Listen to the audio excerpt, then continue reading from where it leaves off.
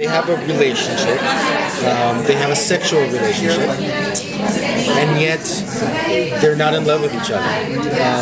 And they both have different priorities. He's in a low point in his life, and she used to work for him, now he works for her. There's a whole thing about a power thing between them. It's not a romantic relationship, and yet it's a sexual one. It's a very grown-up relationship, I'll call it that. And yet, of course, it then gets very complicated for both of them as the series evolves.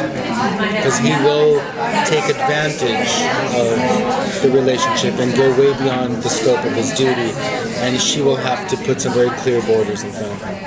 Can you talk about what kind of writers you wanted in your room? If they were strong in something and kind of like the mix? We had an amazing room.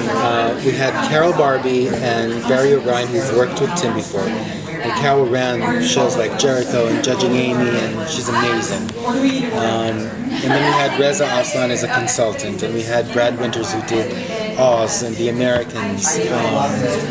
And so everybody had they're very strong writers, and yet there was a democracy of ideas, and there was no ego in the room, and the best ideas won. And we all felt a lot of passion for telling the story. So yeah. Great. Yeah.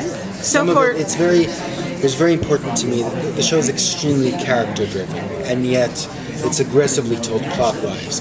So the writers complemented that. They're all very deep writers, and yet know how to move a story forward.